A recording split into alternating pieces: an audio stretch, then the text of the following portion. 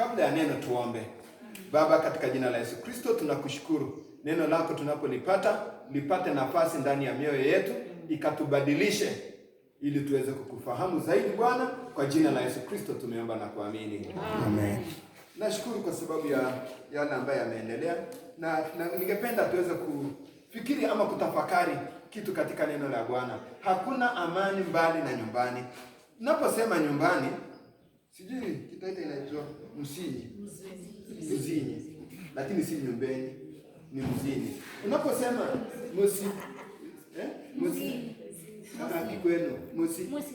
Sasa hiyo kila mtu ana flashback, anajua kuna vile alikuwa treated. Kuna wale ambao pia wamekuwa maltreated katika nyumba zao ama katika familia zao. Na unapopata mtu ameenda ugenini, unapata anasema nina miss nyumbani. Na katika maisha ya Ukristo vile vile tuko na nyumbani. Huenda labda ukafikiria kwamba Utaita, Ukambani, Ugiriamani, Ujaluoni, uko unafikiria ni nyumbani. Wachana na hiyo. Ninaongea nyumbani ambayo ni kwa watu wote ambao tumetoka pale. Naanza na kitabu cha Wakorintho wa pili. Wakorintho wa pili 6:18. Mungu anasema hivi, nitakuwa baba kwenu nanyi mtakuwa wangu wanangu wa kiume na kike. Hiyo ni kumaanisha ya kwamba Mungu anatuambia ya kwamba yeye ni baba. Na kwa sababu yeye ni baba, yeye anatufanya sisi tukue wana wa Mungu, tena wa kiume na wa kike. So tunaposemekana sisi ni wana wa Mungu, furahi because you have a home. Furahi kwa sababu uko na nyumbani. Na sio hilo tu. Kitabu cha Yohana wa kwanza 3:1 inasema, tazameni ni pendo la namna gani alilotupa Baba kwamba tuitwe wana wa Mungu, na ndivyo tulivyo. Kwa sababu hii ulimwengu haututambui kwa kuwa haukumtambua yeye. Pendo la ajabu, pendo la namna ya kipekee ambalo Mungu mwenyewe, Mungu mwenye enzi, Mungu mwenye kuumba mbingu na nchi ametupenda nalo, akatuita watoto wake. It's a privilege, it's not a right. Si ati kwamba kitu ilikuwa lazima upate. Hiyo ni neema ambayo Mungu amekutunuku akakupatia ukakuwa mtoto wake. Kwa hivyo sisi zote tu familia moja, utoke lugha gani, utoke taifa gani, sisi wote kama binadamu, sisi ni watoto wa Mungu, wa familia ya Mungu, na baba mmoja ambaye ndiyo baba yetu muumbaji. Na kwa sababu hiyo, wakati mwingi tunapoambiwa tujumuike katika kumsifu huyu baba wa familia yetu, wakati mwingine tunajiona labda special, tunajiona labda tuko busy sana. Wacha niwapatie taarifa. Unapopewa privilege kama hii kazini, kazi haihami. Kazi haihami. Wewe utaisha, siku zako ziishe, utoke KWS, utoke Savoist, utoke kampuni yote utaajiriwa, utoke pale uende kwenyu. Kwa hivyo unapopewa privilege ya kujumuika kumshughulikia baba yako aliye mbinguni, please utilize that special moment. Amen. Kwa hivyo ningependa kwa taarifa ya kwamba unapopata privilege kama isherekea familia yako, sherekea ndugu zako na dada zako mnapomsifu baba yetu aliye mbinguni. Wacha nitoe kisa kimoja katika kitabu cha Luka 5:15 nikianza mstari wa 11. Nitafululiza mpaka 24 kwa haraka. Luka 15 nitaanza 11 mpaka 24. Alafu nitoe mwelekeo hapo mwisho tumalize. Inasema hivi, akasema mtu mmoja alikuwa na wana wawili. Yule mdogo akamwambia babaye, baba, nipe sehemu ya mali itakayoniangukia. Akawagawia vitu vyake. Hata baada ya siku si nyingi, yule mdogo akakusanya vyote, akasafiri kwenda nchi ya mbali, akatapanya mali zake huko kwa maisha ya uasherati. Alipokuwa amekwisha tumia yote, njaa kuu iliingia nchi ile, naye akaanza kuhitaji. Akaenda akashikamana na mwenyeji mmoja wa nchi ile, naye akampeleka shambani wake kulisha nguruwe. Akawa akitamani kujishibisha kwa maganda waliokula nguruwe, wala hapana mtu aliyempa kitu. Alipozingatia moyoni mwake, alisema, ni watumishi wangapi wa baba yangu wanaokula chakula na kusaza, na mimi hapa ninakufa kwa njaa. Nitaondoka, nitakwenda kwa baba yangu na kumwambia, baba, nimekosa juu ya mbingu na mbele yako, sistahili kuitwa mwana wako tena. Nifanye kama mmoja wa watumishi wako. Akaondoka, akaenda kwa babaye. Alipokuwa angali mbali, baba yake alimwona, akamwonea huruma, akaenda mbio, akamwangukia shingoni, akambusu sana. Yule mwana akamwambia baba, nimekosa juu ya mbingu na mbele yako, sistahili kuitwa mwana wako tena. Lakini baba aliwaambia watumwa wake, lileteni upesi vazi lililo bora, mkamvike, mtieni na pete kidoleni na viatu miguuni, mlete ndama yule aliyenona, mkamchinje, nasi tule na kufurahi, kwa kuwa huyu mwanangu alikuwa amekufa naye amefufuka, alikuwa amepotea naye ameonekana. Wakaanza kushangilia. Bwana Yesu asifiwe. Labda nikupe overview ya story kabisa kwa lugha rahisi. Ni kwamba sisi wote wa kiume na kike tuna baba mmoja, familia moja, nyumbani kwetu mbinguni. Lakini tunaona huyu kijana ambaye kwa lugha tu rahisi tumemuita mwana mpotevu. Yeye ni kijana mdogo, na kama jamii ya Afrika, kama ni kuridhisha watoto mali, huwa tunaanza na firstborn, mzaliwa wa kwanza, kisha wale wengine wanafuata. Lakini huyu kijana naye anataka kuruka. Yaani anataka kuhepa. Unapata wakati mwingine sisi binadamu mambo hayo tunayafanya, lakini unapata mtu anasema, mimi kama ningekuwa hiyo family singekuwa mjinga kama huyo kijana. Unapata hata kijana kabisa, mtoto bado ako primary, ako college, anaanza kutaka apewe mali itakayomwangukia baadaye. Na maanisha nini? Unapata mtu bado ni mdogo, bado anasoma, bado anategemea wazazi, lakini anataka kwenda kulala kwa jamaa, ni msichana. Bado jamaa anataka kumhifadhi msichana kwa nyumba yake. Mnaanza kupractice family yenye mnge practice baadaye. Unakuwa kijana mpotevu, unakuwa msichana mpotevu. Nipe mali itakayoniangukia. Huyu kijana hata akafanya hivyo. Baada ya kufanya hivyo, akaenda akatapanya mali. Yaani vitu vinavyopatikana kwa urahisi vinatoweka. Yeye akapewa vitu ambavyo havistahili, ikaenda ikatapanywa, ikaisha. Baada ya kutumia kila kitu, ikatumia ile tunaita mufilo, ambaye ni kwamba unajua wakati unapaka blue band kama mkate sasa ubake blue band, alafu chomoke kwa mkono wako, ile mahali hujapaka blue band haigongi chini, ile umepaka blue band inagonga chini ndio ichafuke zaidi. Yaani ina obey the mufilo. So hata huyu jamaa wakati tu pesa zinaisha, imagine siku ndio njaa inaingia nchi. Sasa si hapo peke yake dunia. That means gharama ya maisha inapanda, kila kitu inapanda. Akawa sasa hana marafiki. Alikuwa anaambia wapewe vile walivyo, lakini saa hizo hakuna mtu hata anamtupia makombo. Akaanza kwenda kulisha nguruwe. Alafu Muisraeli wacha kulisha, hata kufuga. Uajiri mtu akulishie nguruwe, haiko inastahili kukubalika kwa Muisraeli. Lakini sasa huyu jamaa ameenda akakuwa degraded, si hata kufuga sasa. Yeye ndiye mwenyewe ndiye analisha na wanakula na nguruwe. And you know nguruwe anakuja anakanyakanya kwa matope, anakojolea hapo, anaweka kinyesi chake hapa, anakoroga na chakula na anakula bado nguruwe. Ile maisha. Na huyo jamaa ananyang'anyana na nguruwe kwa hizo matope yote. Imagine, that is a pathetic life. Nini inatufundisha hapo leo? Kitu cha kwanza, sisi ambao ni milki ya Mungu, we are God's children. So, take yourself as a very special person. Jichukulie kwamba wewe ni mtu wa maana. Mtu akija kwambia, siku hizi nakuona unakaaje? Mwambie, hivyo ndivyo Mungu ameniweka. Na hajamalizana na mimi. Unajua kijana wa tajiri, sasa unaweza mchezea, hata anaweza chapwa na mwalimu akijua hajui ni tajiri. Lakini wakati atakapokuja kumiliki mali, ndiye anakuja hata analipa mwalimu. Yaani hata na mwalimu mwenye alikuwa anamuonea. Kwa hivyo hata sisi wakati hatujafika kumiliki ufalme, bado watu wanatuonea hapa duniani kwa sababu wanadhani sisi ni watu duniani, lakini miliki yetu ni wapi? Ni mbinguni, nyumbani kwetu. Point number 1.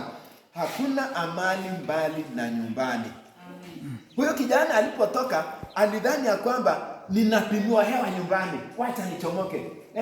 Mzee ananipimia hewa, maji ananipimia hewa, ngoja niwaachie na space hata mimi nipate kubreathe kidogo. Alienda akapata maisha mabaya. Wakati unapotoka katika milki ya Ukristo, ukidhani ya kwamba labda kukunywa kama vile Chikira alikuwa anasema, ama kuenda parties na kadhalika, my friend, hiyo maisha yako yanakuwa pathetic. Haupati amani, bali unagongana na dhambi. Na unapopatana na dhambi inakupeleka kwa point number 2. Dhambi inakufanya uwe mtumwa wake. Imagine huyu jamaa alianza kwanza kwa kutapana mali, anasema leo nakula pilau, leo nakula biriani, leo nakula hamburger, leo nakula whatever. Akaanza kupandisha chakula mpaka akagundua hata hakuna chakula iko na raha, akaanza kukunywa. Akaanza na beer, akaenda wines, akaingia spirit, akaingia I don't know. Yaani mpaka zikafika akaanza kuvuta kiraiko, akaenda sigara ya kununua. roster, akaenda kwa sportsman, akaenda kwa embassy, akaenda kwa banki. At the end of the day, dhambi inakufunga, inakupandisha hatua kwa hatua mpaka unakuwa mtumwa wake. Ndipo unapata hata wenye wamechikwa kabisa na pombe, wako na ile, ukishika kijiko ina rattle in the cup. Yaani unaambia nishikilie kijiko hivi, anaanza kukoroga sukari hivi.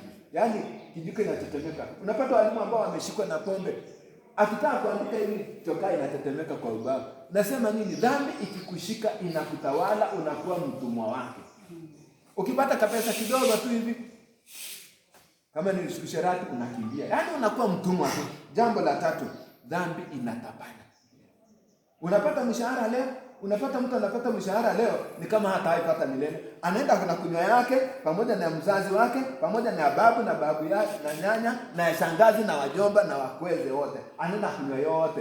Sikile pesa inaisha, ndio anarudi anakumbuka kulikuwa na kazi. Dhambi inatapana. Kama ni mtu wa kanyumba kadogo, anaenda anatafuta maslahi quiz na hiyo inaisha. Yaani hakuna siku unakuwa organized na kujenga. So wakati unaungana na dhambi, unatoka katika miliki ya familia ya Mungu, ukitoka nyumbani uende nje, unatapanya mali zako. Point namba 4. Dhambi hupunguza akili. Katika kitabu hicho cha Luke chapter 15 verse 17 inasema alipozingatia moyoni. Hata version inasema and when he came back to his senses. So kabla uzingatie, unapotoka nyumbani unakuwa hauna senses. Ukiambiwa na mtu unasema wale wanajifanyaka wameokoka, kwani watu wameokoka, si wote tunafanana. Au utakuwa na reasoning capacity. It is until you decide to come back home is when you have senses. Jambo la 5. Ukiwa mbali na nyumbani utapata marafiki wapotevu. Huyo kijana alipoenda akaanza kupata marafiki wanaomkaribisha. Pale nyumbani alikuwa na ndugu yake na wafanyikazi, alikuwa anaamrisha na akitembea na ndugu yake wakikula vizuri, lakini alipotoka nje akapata marafiki wabaya. Naambia and that's why saizi ukitoka katika Ukristo ukipata dada unaanza kuambiwa mbona umevaa kama mokorino? Umevaa kama masisters. Kwani hao si binadamu? Ukivaa mwanaume kidogo hivi, mbona unavaa kama pastor? Kwani pastor ni mnyama? Yaani watu wanakuchongoa, unapata marafiki wabaya, wanakuelekeza uvaaji vibaya, wanakuelekeza ukulaji vibaya, ukunywaji mbaya, wanakuelekeza mpaka wanaharibu maisha yako. Point nyingine, dhambi hukutenga na Mungu na hukutenga na jamii. Unapotoka katika miliki ya Mungu, udecide kuishi peke yako bila kumtazamia Mungu. Kwanza unakosea Mungu na unakosea familia yenu. Ndipo unapata mtu anapoanza kufanya vituko, anaanza hata kutoka nyumbani, hataki ajulikane. Aikutana na watu nyumbani anaficha hivi, akipata na marafiki anajificha, kwa sababu inakutenga na jamii. Ukipata mtu ni mlevi, hata akipatana mtu, hata hakuna mtu anataka kusalimia. Umelewa unakaa kienyeji hivi, mtu hataki hata isemekane mnafanya na huyo. Ninaiba hivi, mwingine anaiba hivi. Mnafanya na yule jamaa, simjui.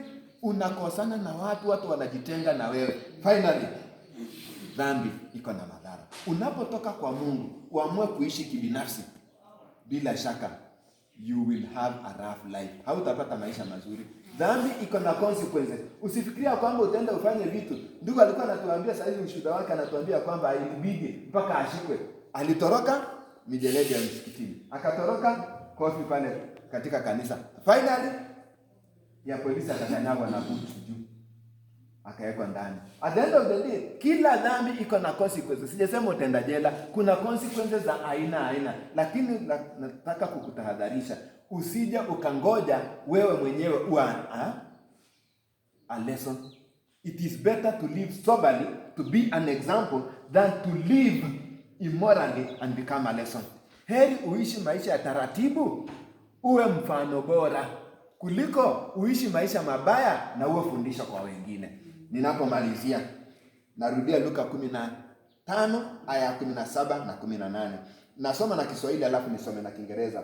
Alipozingatia moyoni mwake, alisema, ni watumishi wangapi wa baba yangu wanaokula chakula na kusaza, na mimi hapa ninakufa kwa njaa. Nitaondoka, nitakwenda kwa baba yangu na kumwambia, Baba, nimekosa juu ya mbingu na mbele yako. Kiingereza nasoma kwa NIV. When he came to his senses, he said, how many of my father's hired men have food to spare, and I am starving to death? when he came back to his senses, alipozingatia moyoni. Wakati mwingine inabidi ukae peke yako, wachana na advice za marafiki. Mbona hivi?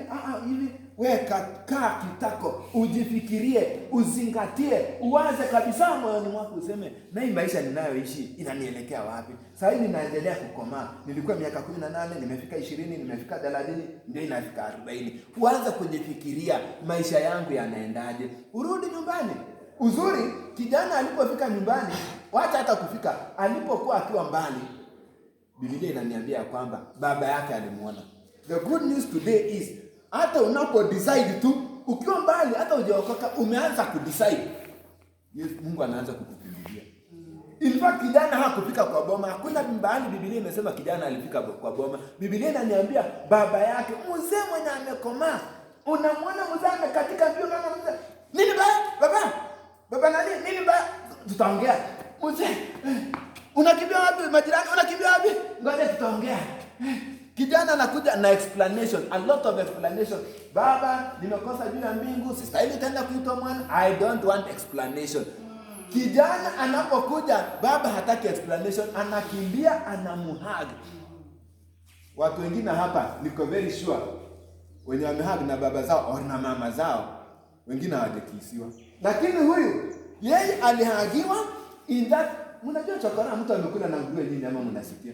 Labda shingiro unaweza sema kidogo juu ya chokora. Chokora haoshi nguo. Huyu jamaa alikuwa ameuza kila kitu. Alikuwa anakula na nguruwe, so ni nguo inaitwa colorless. Si kwamba ati ilikuwa ni kama nylon ama ilikuwa silver. Colorless. Ama colorful. Yaani ilikuwa na rangi zote za uchafu. Huyu jamaa ni mchafu mpaka amepata lea nyingine hapa. Na hiyo lea ya shingo ndio baba anakuja anaibusu. Mungu hataki kujua umeenda na wanaume wangapi, sijui umeenda na wanawake wangapi, umekunywa nini, umekula nini, umefanya kitu gani. He doesn't want explanation. Baba yako wa mbinguni anataka the moment you decide from far, ukienda tu uanza, hata sasa kama umeanza kudecide, God is ready to run to you. Amen. Jambo la mwisho, anapokuja na kumkumbatia, wakati kijana ana explain his part, baba yuko busy kumvalisha. Sijui hata nikula nitaacha sigara ndio nitaokoka. Waachana na hiyo. Enda nazo zote. Yeye ako ready kukukumbatia na kuanza kusafisha. Mambo ya kusafisha, mambo ya kuondoa, mambo ya kufanyisha, mwachie Mungu. Amen. Na Mungu aweze kutubariki. Amen. Tuombe. Baba, katika jina la Yesu Kristo tunakushukuru kwa ajili ya neno. Tuwezeshe kwa mahali ambapo tumekuacha tukatanga mbali na nyumbani, tunapoazimia asubuhi hii kurudi, tukaribishe kwako. Kwa jina la Yesu Kristo tunaomba na kuamini. Amen. Sasa ningependa kukaribisha wafuatao kwa ajili ya maombi ya mwisho.